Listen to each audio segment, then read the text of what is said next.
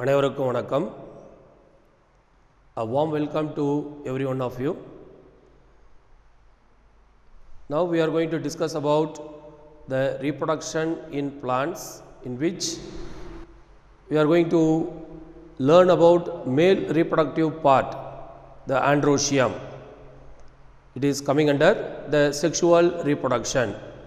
Sexual reproduction, you know very well, it is the reproduction which involve the gametogenesis. It means the gamete formation and fusion of the male and female gamete through fertilization. That is called as sexual reproduction, in which we are going to learn about male reproductive part, androecium.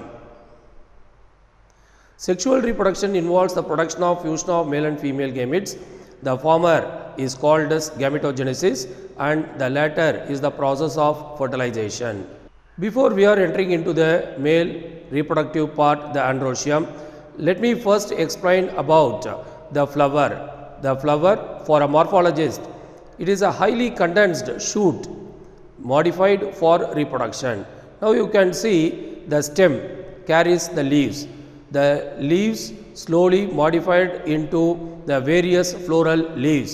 At the same time, you can see the stem slowly condensing itself and form a very small condensed receptacle on which all the four floral whorls are arranged. That is calyx outermost, corolla, androecium and innermost the gynoecium.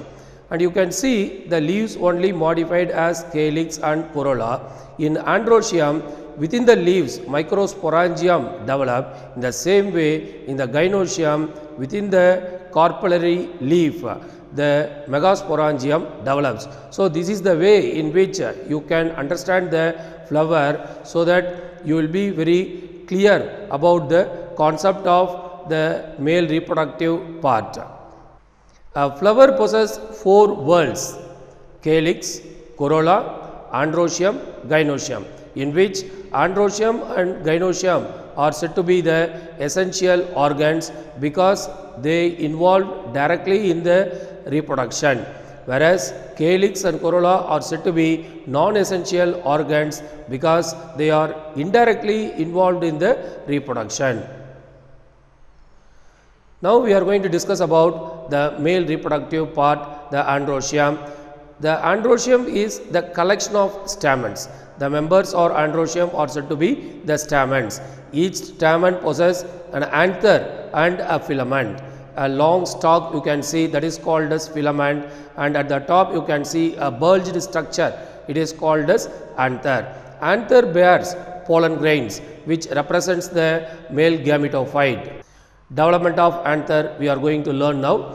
A very young anther develops as a homogeneous mass of cells surrounded by an epidermis. You can see the blue color region. It is the homogeneous mass of cell and surrounded by the pink color portion, which is the epidermis.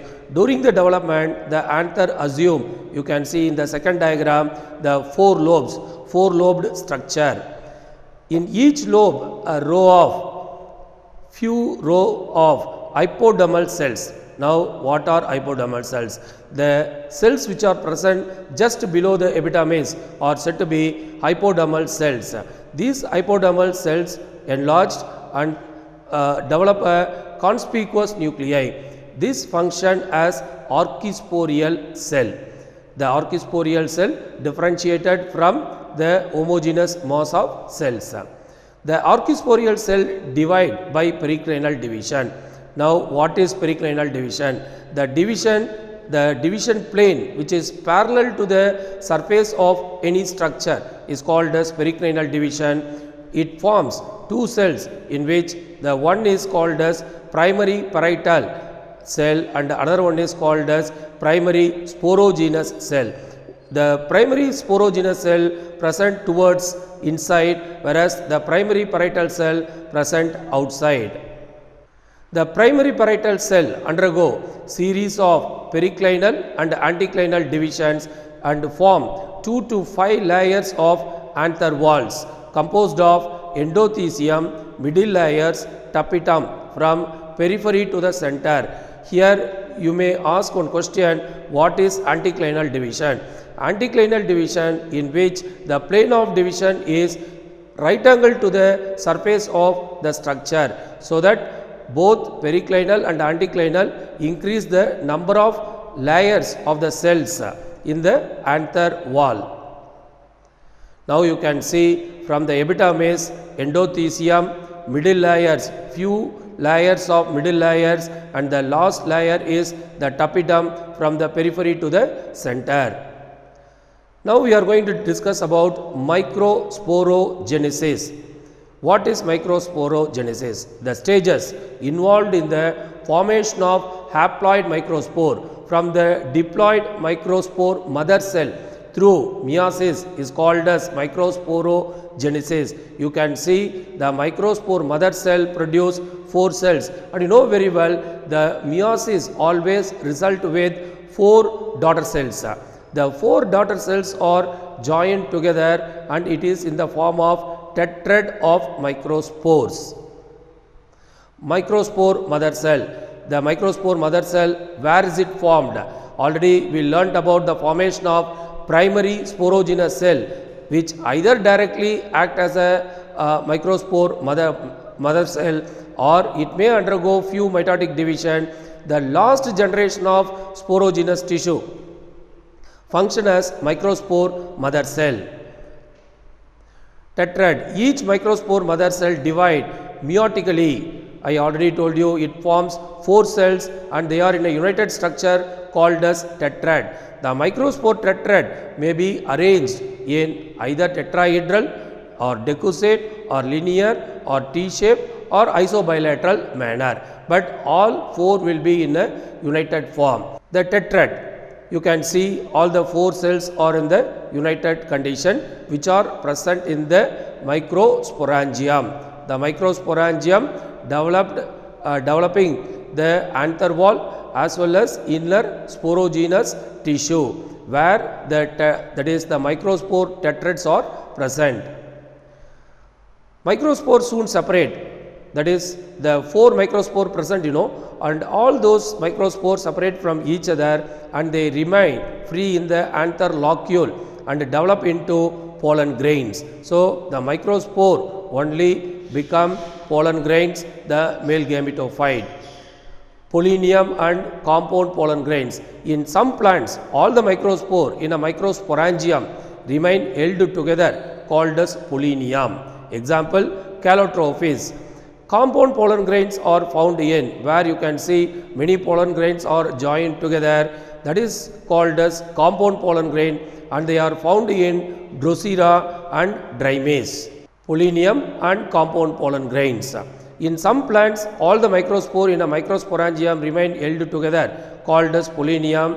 Example, I already told you, Calotropis, and compound pollen grains are present in Drosera and Drimys. So the picture pollinia can be seen produced by the castor, and compound pollen grain also can be seen.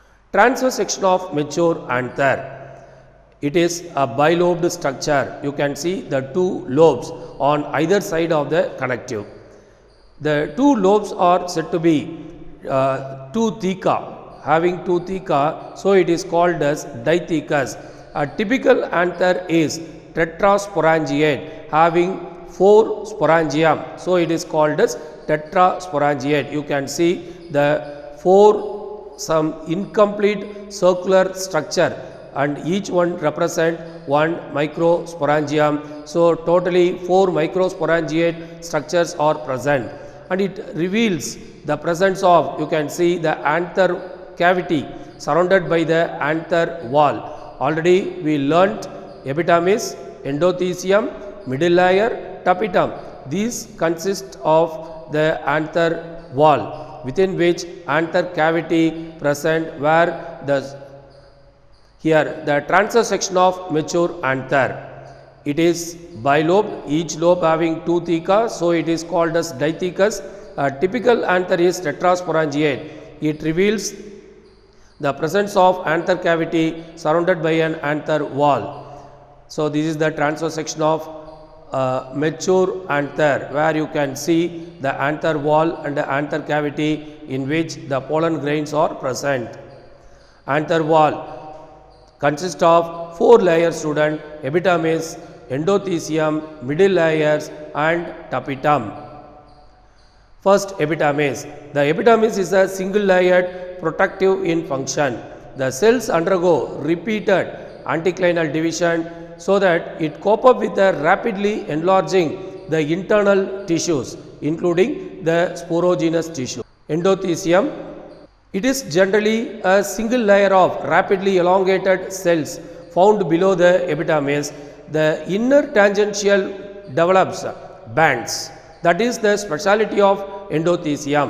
Sometimes radial wall also develop such type of bands. The picture shows the radial wall and tangential wall of a cell. The bands are formed by alpha cellulose. Sometimes it is also slightly lignified. The bands are very important for the dehiscence of anther.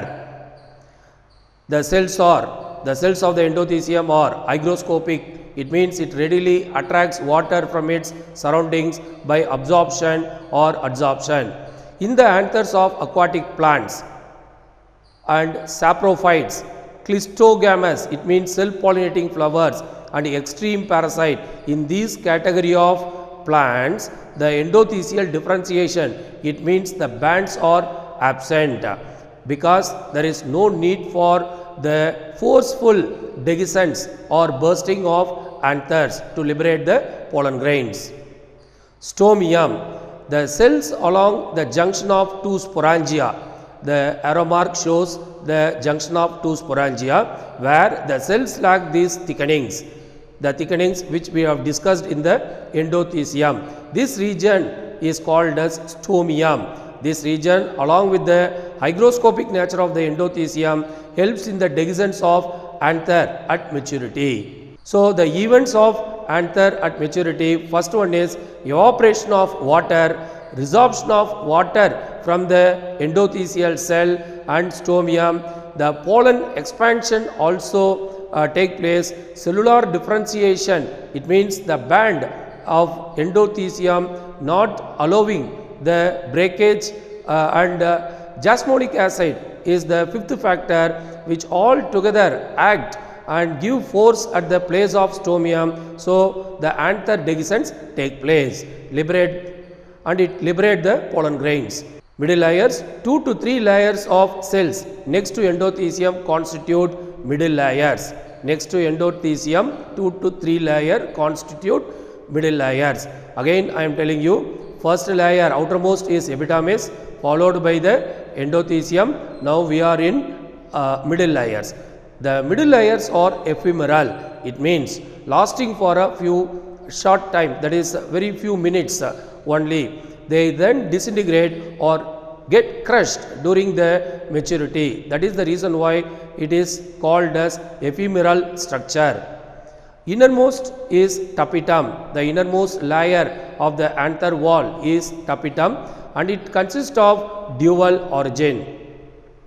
It attains its maximum development at the tetrad stage of microsporogenesis. It is attaining its maximum development at the tetrad stage of microsporogenesis. It is derived partly from peripheral wall layers and partly from connective tissue of the anther lining the anther locule. So, it is called as dual in origin. Tapetum. Tapetum nourishes the developing sporogenous tissue, microspore mother cell and microspores. So, the tapetum is an important layer in the view of nutrition. So, it nourishes the sporogenous tissue until it becomes microspore and then pollen grains. The cells of the tapetum may remain uninucleate or may contain more than one nucleus, or the nucleus may become polyploid. So, what it means? The cells become, it means the cell wall collapse, two cells join together and it may become many nucleated, multinucleated condition. Sometime the nucleus will be present in the polyploidy state. It means it consists of many sets of chromosome. So, you can see here the innermost wall layer, that is the tapetum. Now in this slide we are going to learn about the types of tapetum student. There are two types of tapetum based on its behavior. They are secretory tapetum and invasive tapetum. Secretory tapetum, it is also called as parietal or glandular or cellular tapetum. So the question can be here asked, what are the other names of secretory tapetum? The cells are in original position and intact nourishes the developing microspores. So it nourishes the microspore in an intact condition and it secretes the nutrients through the cell wall and the plasma membrane. So in this slide we are going to learn the types of tapetum students. There are two types of tapetum based on its behavior. They are secretory tapetum and invasive tapetum. Secretory tapetum, it is also called as parietal or glandular or cellular tapetum. So the question here can be asked, what are the other names of secretory tapetum? So the cells are in original position and intact. The cells are not damaged and they are in an intact condition and they are nourishing the developing microspore means then it is called as secretory tapetum.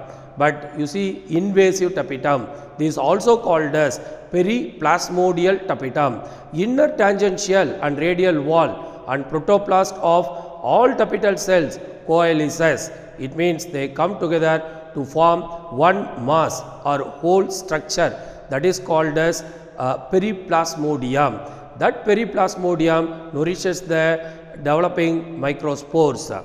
And this is the part given in our book, Do You Know State Board book. Many botanists speak of the third type of tapetum called as amoeboid tapetum, where the cell wall is not lost. The cells protrude into the anther cavity through an amoeboid movement. So the cell wall is not lost, but the cell is able to protrude like an amoeba by the amoeboid movement. This type is often associated with male sterility and should not be confused with periplasmodial type. Functions of tapetum: it supply nutrition to the developing microspore, it contribute pollen wall materials through Ubish bodies. What are Ubish bodies?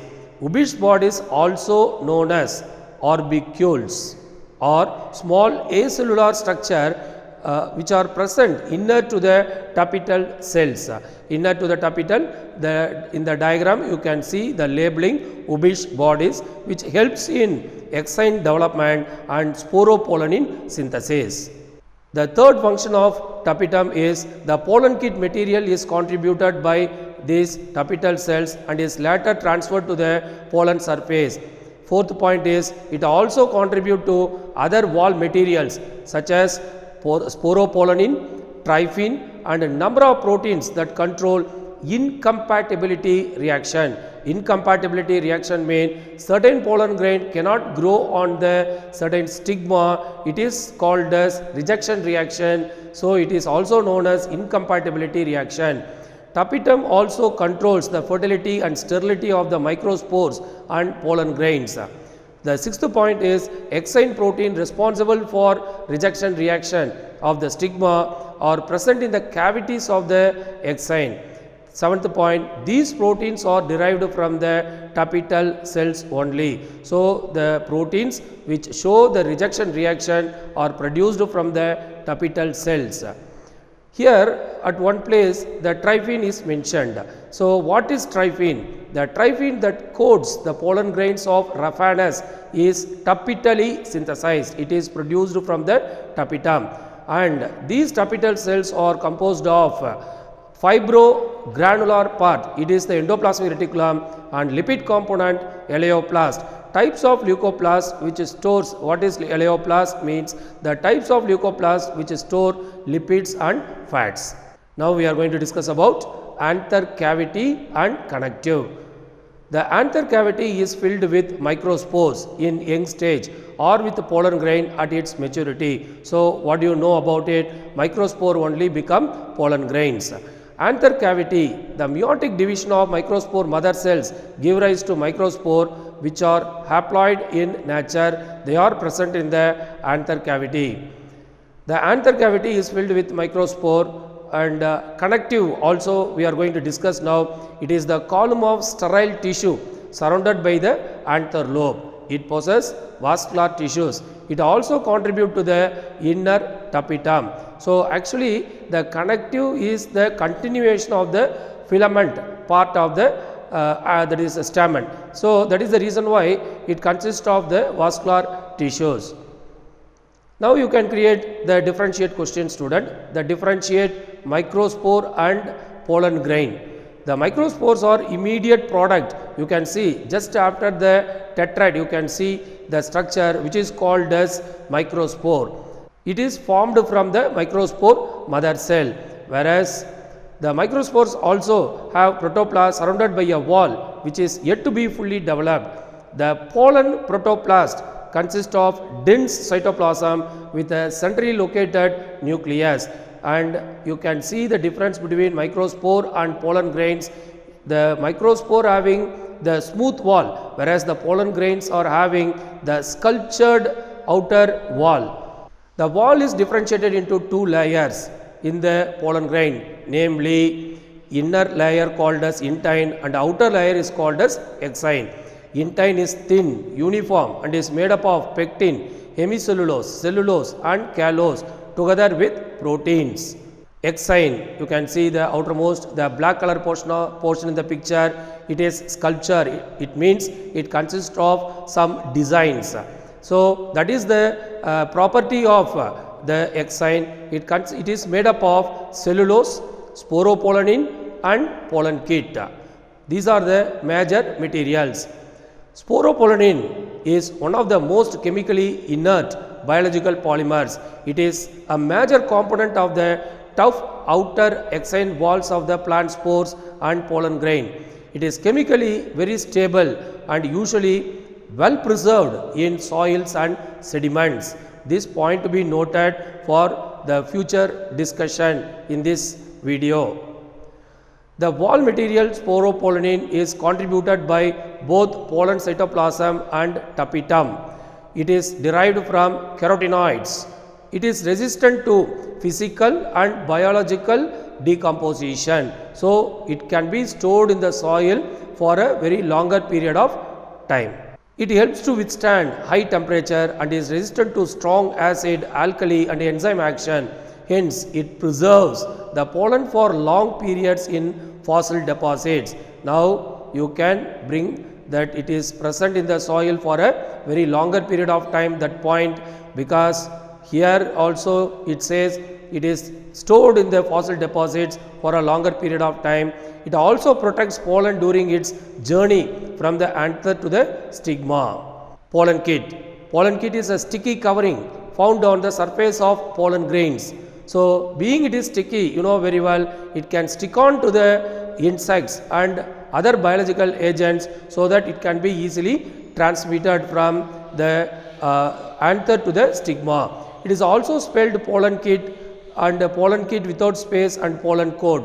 It is found in some plant families more often than others, but is especially common in plants that are pollinated by insects. So it can stick on to the insects.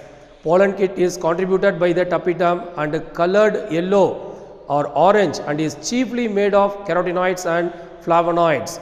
It is an oily layer forming a thick viscous coating over pollen surface. It attracts the insects and protects damage from UV radiation. So the pollen grains are damaged by UV radiation. The exine is not uniform and is thin at certain areas. These thin areas are small, round. It is called as germ pores. Otherwise called, sometime it is germ furrows if it is elongated. It is associated with the germination of pollen grains. The sporopollenin is generally absent in germ pores. The surface of the exine is either smooth or sculptured in various patterns. It means it is having the design of rod-like, grooved, warty, punctuate, etc. The sculpturing pattern is used in the plant identification and classification. So, it is having taxonomical importance. Shape of the pollen grain varies from species to species.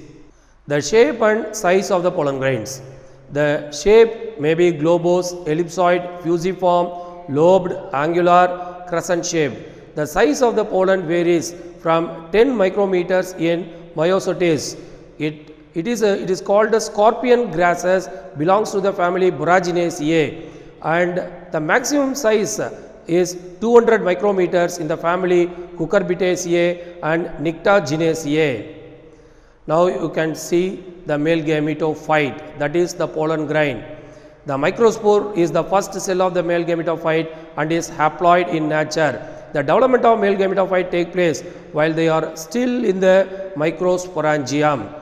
The nucleus of the microspore divide to form two cells. You can see the vegetative cell and generative cell. A wall is laid around the generative nucleus, resulting in the formation of two unequal cells. A large irregular nucleus bearing the development of male gametophyte.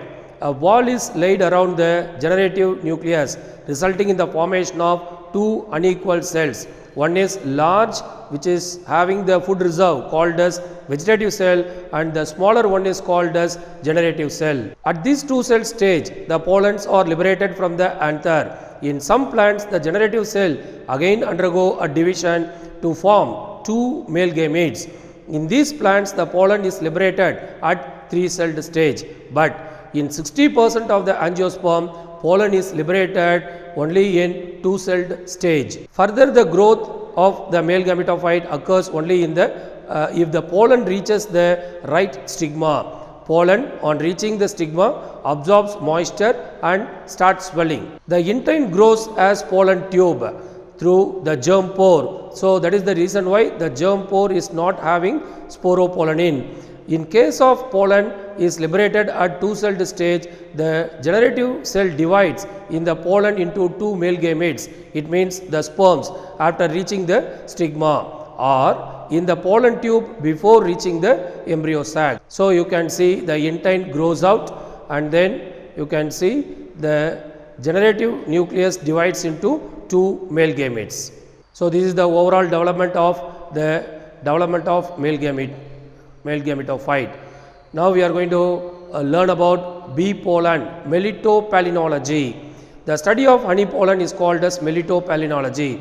Bee pollen is the natural substance and contains high protein, carbohydrate, trace amount of minerals and vitamins. Therefore, it is used as a dietary supplement and is sold as pollen tablets and syrup. Thank you.